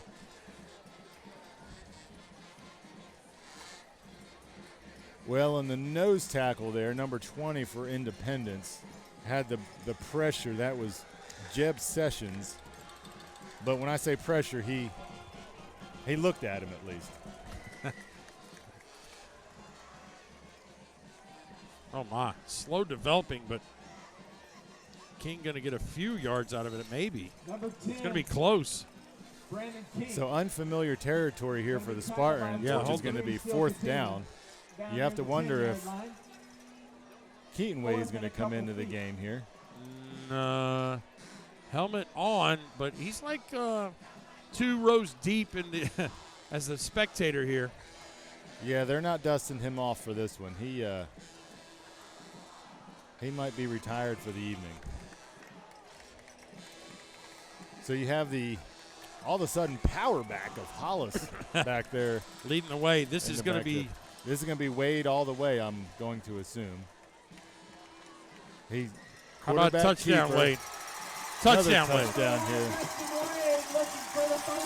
So on the keeper there, Wade up the middle. It's going to bring our score to 47-14. Destin Wade, I believe anytime he wants, he's got a chance to take it to the house. Even on the 4th and 1, I don't know if anybody in the Summit stands was really nervous about that. You know, it's interesting, Paul, as we watch the game. It's hard to explain, but it's like the offense is running in slow motion.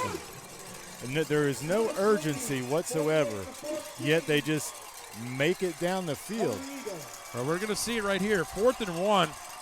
Obviously, the lead blocker right there. Wade slowed down you know what? I'm going to try to tackle you anyway and tell my grandkids I tackled Destin Wade. It doesn't matter if it was 4 yards in the end zone. It was closer to seven yards in the end zone. But I did bring him down. Man, I mean, what an honor and a pleasure to see Destin Wade play the last few years here on the WCTV Games of the Week. I mean, he's one we're going to talk about for a while, and good luck to him and his brother up at the University of Kentucky. It's always fun to see when these guys and girls from Williamson County go on and do things, and you see them on TV, and you're like, hey, wait a minute, I coached that kid, or I broadcasted a game they were in. Listen, I got to give a shout-out. Last Saturday, Ohio State, former Grassland General, former Franklin High Rebel at the time, Jack Rossi, who started out as a preferred walk-on at Ohio State, scored a touchdown in his senior season this year in their big win over Rutgers. Jack Rossi. And how fun is that? You know, you get to see those kids do that stuff.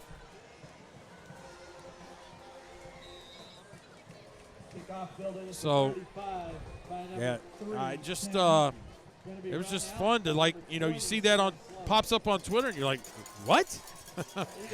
So, I mean, there are a lot of others, right, that we could go down the list. Even to the point of Van Jefferson, former Ravenwood Raptor, basically the Los Angeles Rams leading wide receiver. I mean, currently right now. So via, was it LSU? Florida. Florida. Oh. No, I know.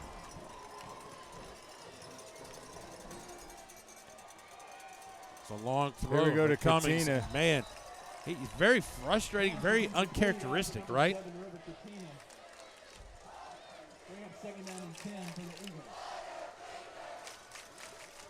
We'll give a quick shout out to the Brentwood Bruins, a big victory over Franklin. So they're going 4-4 on the season. They play next week. They play Beach High School. I don't know if Beach must have a contract with Williamson County. He's playing all the 7A schools in the region. Man, they've got a tough gauntlet than Beach does. Yeah, if you're going to sign on to play 2 schools in Williamson County, Brentwood and Summit. You may pick, you know what? Interesting to as we talk about Brentwood, they actually probably played Summit the best of all the teams this year. Defeated Brentwood, but it was 27-14, and at one time in that contest, really close. And I think there was a failed conversion of that, really kind of iced the game by Summit. So. And we hit on that a little bit earlier. Your division records or your records in Williamson County, similar to Rutherford County, you can't necessarily base a team on how good or bad they are, because you could have a 4-4 team win the state championship. Just depends on the level of competition that they're playing. Yeah. Well, there goes Keaton Wade, the linebacker for Summit, going to come out of the game on his senior season. Kind of give him Aren't you glad I haven't played Miley Cyrus yet? Slight standing ovation, I guess, by the Spartan crowd. Some people catch on to those little things that coaches do when it comes to, last appearances and stuff. So, again, we've knock on wood. We've had tremendous weather. We're getting a week off, and then I'm sure the fall crisp air is going to start churning in. That's right. So in 2 weeks, we will be at Nolensville High School for the Nolensville game of the week. I believe it's Nolensville hosting Franklin. So we are accompanied by Miley Cyrus music here, and Miley Cyrus at one point called Spring Hill home, attended Heritage Elementary School. A little bit of facts for you. Independence there gets the first down. They convert the fourth down there. Whoa. Let me retract that statement. I thought I heard it. I was getting caught up in all the music. You said Britney Spears went to Heritage Elementary. Miley Cyrus. Oh, I'm sorry. I thought I Cyrus. misunderstood, and I was like, wait a minute, I am shocked at that. Miley Cyrus. Also, Leaper's Fork, Hillsborough.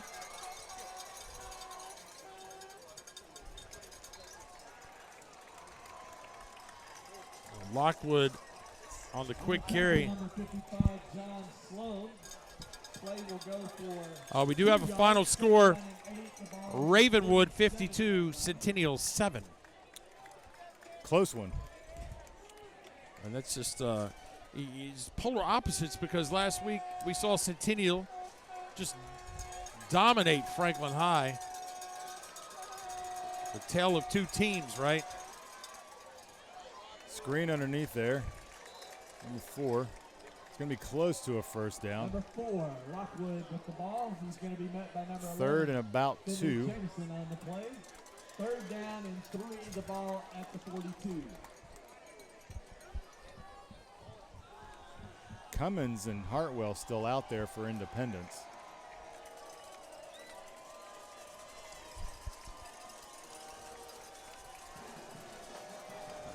Cummins in the shotgun. Takes a snap, hands to Hartwell. Hartwell has some room up front. And Paul, he's been a few grabs away from the touchdown a couple times tonight.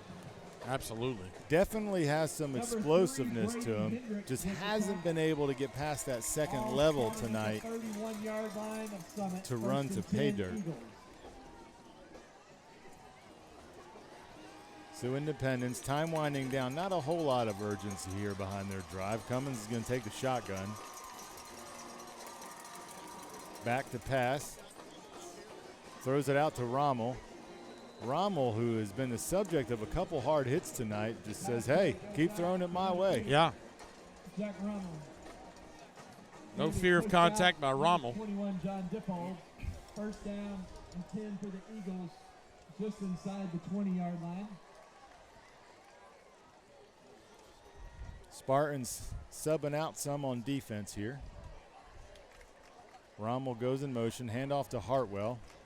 Hartwell breaks a tackle in the backfield, and he's going to be stood up after a gain of about 5.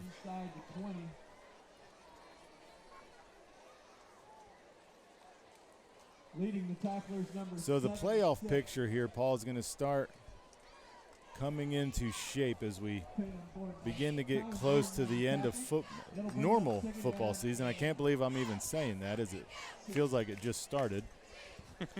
But when you're undefeated, generally you have a pretty good shot at making the playoffs. Cummins looks, slides, and he's hit, and there's the flag. Entered his slide and got hit by 2 Spartan defenders. Well, you get those new guys out there, and they've been standing on the sidelines, and they're like, Coach, I just want to hit somebody. And sure enough, sometimes it backfires on you. Paul, you almost heard a high-pitched scream over here as I was getting my announcing, and a grasshopper the size of my hand just jumped in front of my face. I just saw that. I kept my composure, however. So in any regard, Cummins here in the shotgun, 4 wide, Hartwell in the backfield. Hartwell takes the handoff, has room up front, and he is in the end zone for a touchdown. Number 6, Hartwell into the end zone on the late touchdown run. Well, and obviously, one, fantastic Independence got a touchdown. But, Summit really had a lot of 2s and 3s out there. So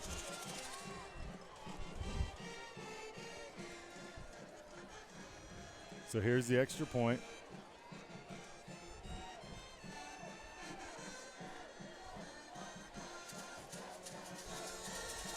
Kick is up, and kick is good.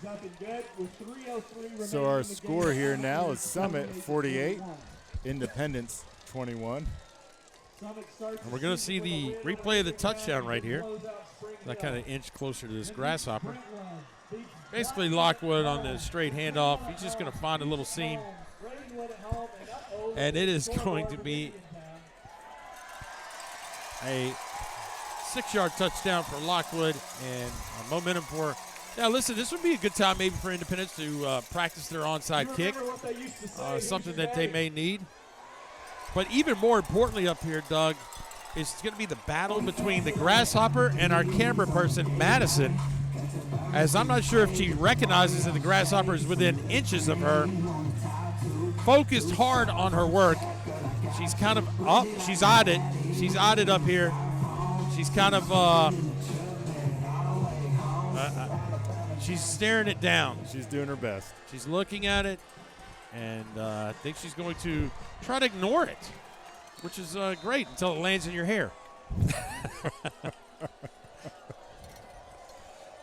Never a dull moment up here. Yeah. So here's the kickoff, and it is not an onside kick. It's kicked deep and into the end zone. Kick goes into the end zone for the touchback. Summit wide the ball at their own 20-yard line, first down and 10.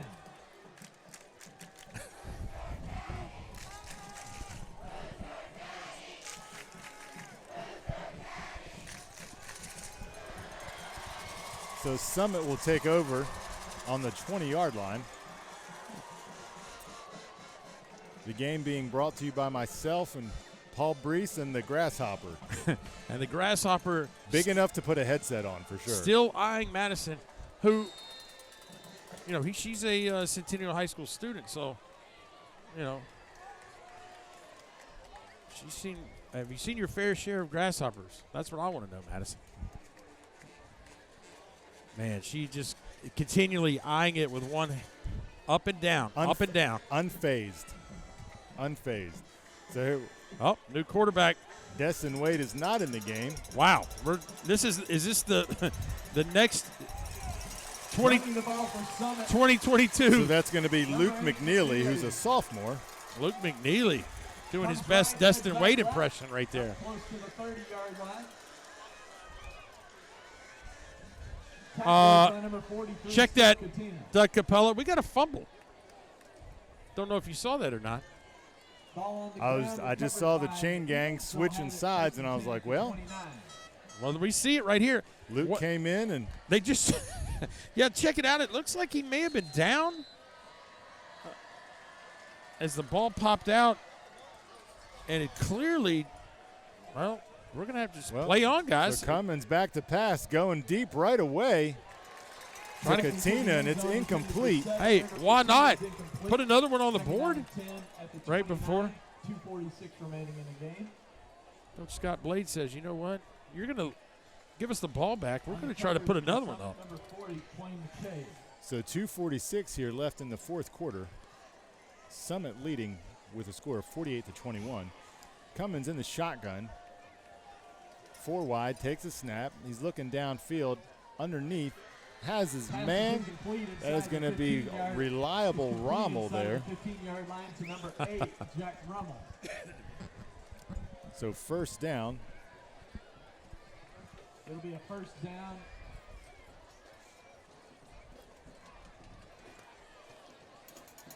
Cummins still in the shotgun, 4 wide. Takes a snap.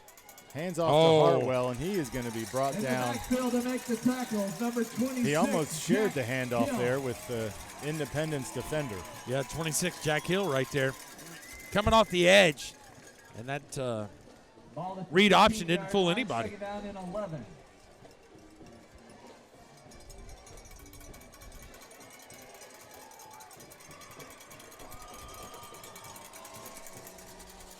Cummins back to pass, has his man in the middle, but he's hit immediately by 2 Spartan defenders. Intended for number It's going to be 4. number 4. Lockwood broken up.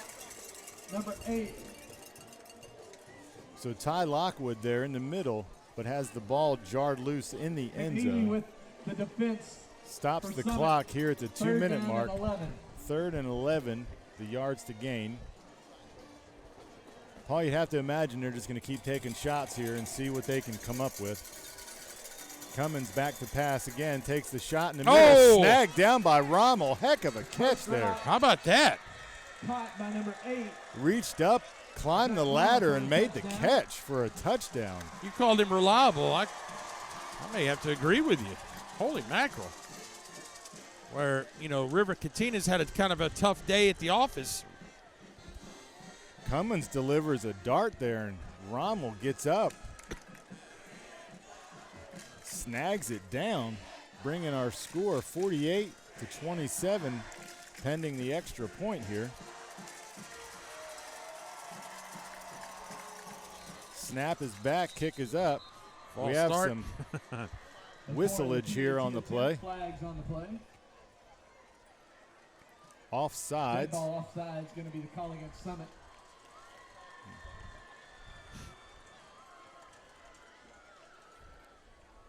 So it looks like they're going to make them re-kick here, even though it was offsides. Well, they're sorting it out here. Half the distance. I'm not sure if they were supposed to blow that dead. I think they were supposed to. So it looks like they're going to decline the penalty. Well, we'll see what we got here. Yeah. Yep, decline the penalty. Kick is up and good. I think the referee accidentally blew the whistle, and just kidding. Well, so they signaled that the point was good, but now they are bringing the special teams back out. And an all-important extra point, Doug. That's right. So they have the point on the clock. They're saying it's no good. With the whistle before the kick, they'll replay. So they got to replay the down here. You're right. The inadvertent whistle there is still going to blow it dead. Yep. And so they're going to have to re-kick.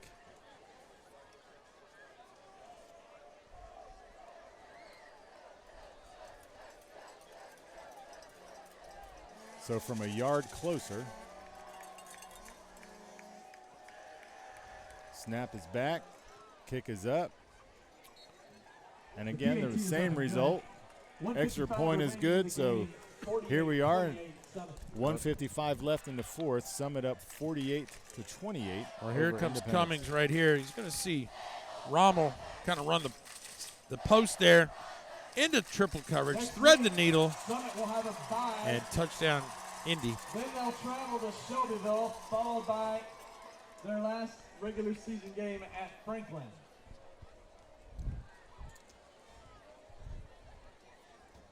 The 5-game home. So Summit will wrap up their schedule here. According to the announcers, they'll have a bye week as all Williamson County schools are off Friday. And then they'll travel to Shelbyville and then bring it back to Franklin. You know, with this win by Summit, I think we could probably go ahead and lock down the 4 representatives for the playoffs from this region, right? Obviously Summit, obviously Ravenwood, Brentwood, and then Independence. Well, Independence and Nolensville, I believe, depending on it. Well, Nolensville is only, they're 5A. That's right, correct, so 5A. No, nobody returning, and quick whistle. Let's Coach Coleman, let's keep it on the ground, but let's don't turn the ball over, I'm sure he's saying to his young quarterback here.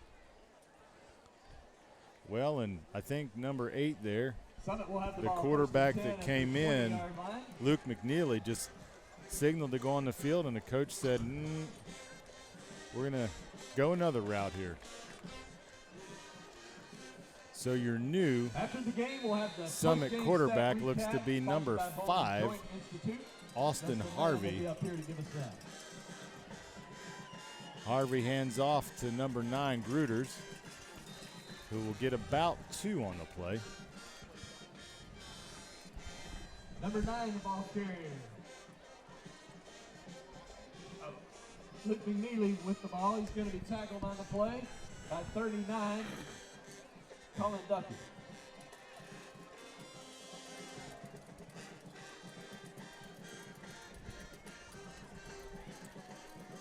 No hurry to get the play in. No. Are the Summit Spartans.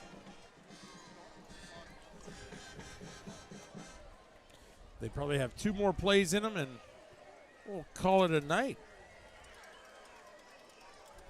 Harvey takes a snap, hands it to Gruters again.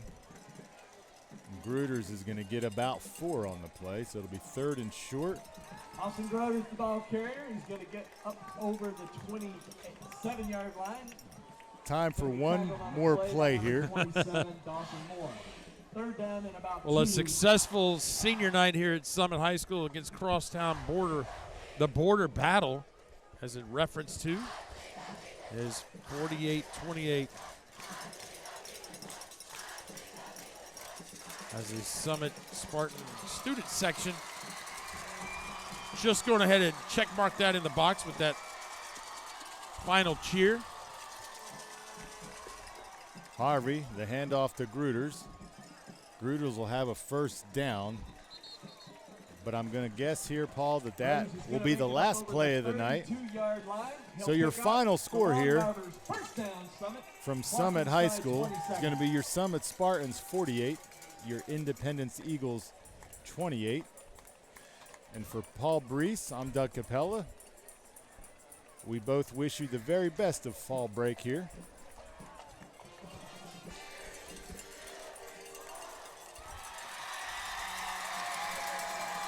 And that is the ball game. All right, have a good night, ladies and gentlemen. Thanks for joining us. Our WCTV Game of the Week. Your finals, Summit Spartans 48, the Independence Eagles 28. Have a good one.